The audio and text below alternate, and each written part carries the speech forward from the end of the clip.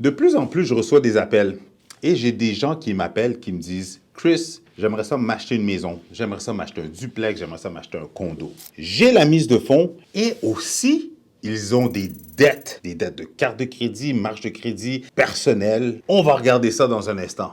Bonjour tout le monde, bienvenue sur ma chaîne Immobilier 101 avec Christopher Salador, où je partage avec vous trucs, astuces et stratégies gagnantes en immobilier. Dans cette vidéo, on va regarder les dettes versus la mise de fonds parce que je vois que c'est quand même un fait courant où est-ce que les gens veulent acheter de l'immobilier, les gens se sont préparés à faire l'acquisition d'une propriété, que ce soit une propriété à revenu ou une propriété personnelle, mais malheureusement, ils ont des dettes de carte de crédit. J'en ai même un qui m'a appelé, puis il y avait au-dessus pour 80 000 $ de dettes. En plus, il n'a même pas la mise de fonds au complet. Ou dans d'autres cas, ils ont la mise de fonds et ils ont les dettes. Alors, on va regarder ça.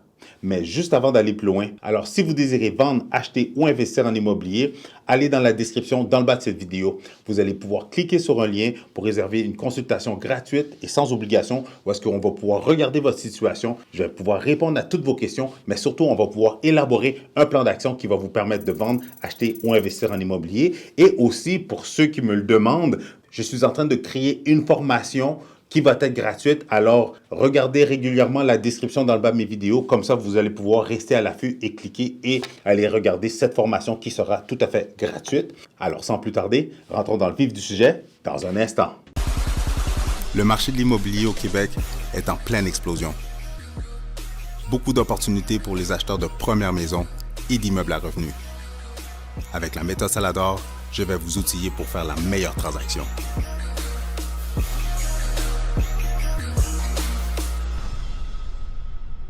Alors, effectivement, c'est quand même un cas, c'est pas très courant parce que ce n'est pas tout le monde qui est better call Chris, mais bon. Mais pour les appels que je reçois, c'est quand même des choses que j'entends pas assez régulièrement, pas tout le temps, mais quand même. Où est-ce que des gens, ils ont soit la mise de fonds au complet et ils ont des dettes, ou certains, ils ont des dettes et ils sont en train d'accumuler la mise de fonds et ils ne l'ont pas au complet. Regardez, si vous me posez la question, la réalité, puis ça va être la même chose lorsque vous allez parler avec un démarcheur hypothécaire, un spécialiste hypothécaire, lorsque vous allez contacter votre banque pour aller chercher une préautorisation, le fait d'avoir des dettes et d'avoir la mise de fonds, ce n'est pas la meilleure stratégie. Parce que pourquoi payer beaucoup d'argent en intérêt et que vous avez de l'argent accumulé? La réalité, clairez vos dettes le plus rapidement possible parce que le fait que vous avez des dettes vient baisser votre capacité d'emprunt à cause que vos ratios d'endettement sont beaucoup plus élevés. Et on le sait, présentement, à Montréal, dans le Grand Montréal, les propriétés sont quand même assez dispendieuses. Donc, il faut quand même un bon montant d'argent pour pouvoir se qualifier pour acheter quelque chose d'intéressant. Et c'est même pas des blagues, mais même des condos. Des condos, pendant la pandémie, j'ai fait l'évaluation d'un condo, que ces condos-là se vendaient dans les alentours de 220 000, 230 000, 250 000. Aujourd'hui, ces mêmes condos-là, sous-sol, à Mascouche, sont rendus 300 000. Si vous regardez pour des duplex, OK, des duplex, il n'y a pas grand-chose en bas de 400 000. Comme des duplex à 350 000, si vous en trouvez, on peut en trouver, je ne dis pas qu'il n'y en a pas, mais on s'entend-tu qu'ils vont venir avec un lot de problèmes, une liste d'épiceries, de choses à faire, de réparation, de rénovation, d'amélioration. Donc, oui, vous achetez quelque chose de pas cher, mais il y a beaucoup d'argent à mettre dessus. Donc, vous n'êtes pas plus avancé. Tout ça pour dire que les propriétés sont de plus en plus dispendieuses, qui va faire en sorte que si vous avez des revenus moyens, un revenu familial moyen, avec des dettes, ça va juste baisser votre capacité d'emprunt qui va faire en sorte que vous allez avoir de la misère à vous qualifier pour acheter une propriété intéressante. Donc, le but de cette vidéo, je vais garder ça court, le but de cette vidéo, c'est que si vous avez des dettes, et que vous avez de l'argent d'accumuler pour la mise de fonds, je vais être franc avec vous, clairez les dettes le plus rapidement possible. Parce que, sincèrement, ça vous coûte plus cher en intérêt de garder ces dettes-là et d'avoir la mise de fonds de côté. Donc, versus clairez les dettes le plus vite possible. Comme ça, vous allez être en mesure de justement accumuler la mise de fonds sans que des intérêts viennent vous gruger sur l'argent que vous êtes en train de faire. Ça, c'est un.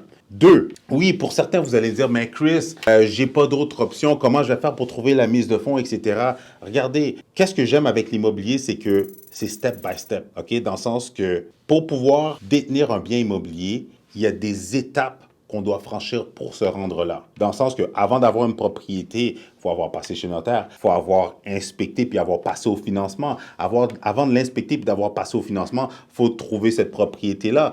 Pour trouver cette propriété-là, il faut savoir dans quelle fourchette de prix qu'on se situe. Donc, pour savoir dans quelle fourchette de prix qu'on se situe, il faut aller chercher une préautorisation. Avant d'avoir la préautorisation, est-ce qu'on a une bonne cote de crédit? Est-ce qu'on a les revenus nécessaires? Puis est-ce qu'on a la mise de fonds? Tout ça pour dire que l'immobilier, c'est step by step. Personne ne se réveille du jour au lendemain puis « Fudge, je suis propriétaire d'une propriété maintenant. Comment c'est arrivé? » Non. Il y a tellement d'étapes à suivre avant de se rendre là que tout le monde est au courant depuis le jour 1.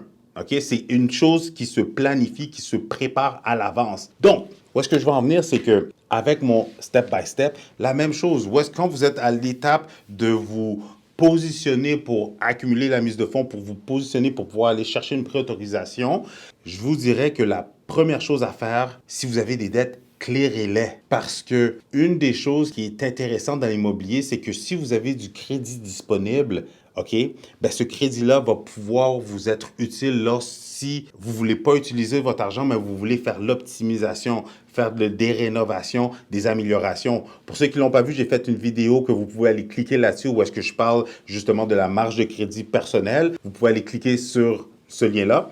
Mais tout ça pour dire que step by step, clairez votre carte de crédit. Comme ça, vous allez augmenter votre capacité d'emprunt et vu que cette étape-là va être réglée, après ça, on va commencer à creuser nos méninges pour trouver quelle stratégie qu'on pourrait utiliser pour aller chercher la mise de fonds. Est-ce qu'on veut devoir l'accumuler? Est-ce qu'on peut utiliser du love money?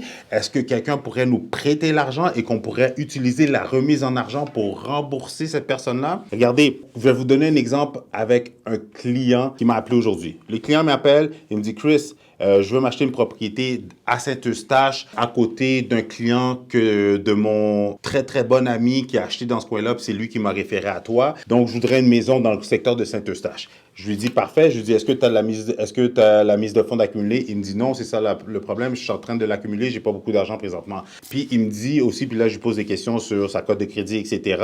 Il m'explique sa situation, mais aussi, j'apprends que, malheureusement, il a un petit peu de dette, mais que sa conjointe a beaucoup plus de dettes que lui. Fait que je lui ai dit, straight up, j'ai dit, regarde, avant même de commencer à penser à ton achat immobilier, avant même d'aller chercher une préautorisation, claire ta dette en premier, vu qu'elle est petite. Une fois que c'est réglé, that's out of the way. Ça, c'est plus, on n'a plus à gérer ça. Ça, tu as juste à optimiser ton crédit. Après ça, on attaque la carte de crédit de ta conjointe pour essayer de la baisser le plus rapidement possible à 50%, mais même idéalement à 30% d'utilisation. Comme ça va baisser ces ratios d'endettement qui vont leur permettre de se qualifier à un montant assez intéressant pour pouvoir espérer se qualifier pour l'achat d'une maison dans le secteur qu'ils veulent dans Saint-Eustache. OK?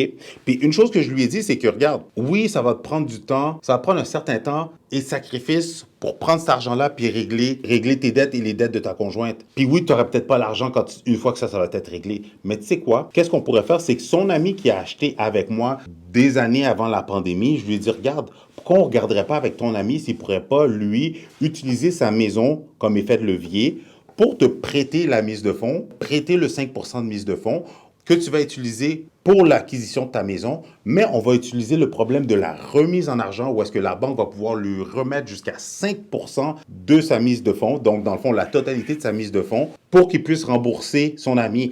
Et la beauté avec la remise en argent, c'est que lorsqu'on passe au notaire, dans la semaine qui suit ou d'ici 2 semaines suite à la signature de l'acte de vente, la banque va redéposer le 5% de mise de fonds dans son compte où est-ce qu'en même pas un mois, il va pouvoir rembourser son ami. Oui, il y a certaines conditions qui s'appliquent avec la remise en argent, mais ce serait une stratégie dans son cas à lui pour clairer ses dettes, baisser ses ratios d'endettement, comme ça il peut se qualifier pour l'achat d'une propriété. Oui, il n'a pas la mise de fonds, on va utiliser l'argent justement de son ami ou des proches, idéalement de la famille directe, qu'on va utiliser la remise en argent et avec ça, il va pouvoir rembourser son ami, mais au moins il va détenir un bien. Et que dans quelques années, cette propriété-là va prendre de la valeur et il va se partir, peu importe que ce soit pour faire de l'investissement immobilier ou tout simplement pour avoir une belle plus-value sur sa propriété et pouvoir aller s'acheter quelque chose d'autre d'encore plus intéressant dans quelques années. Donc, tout ça pour dire, si vous vous retrouvez dans cette situation-là, si vous voyez que cette vidéo-là vous parle,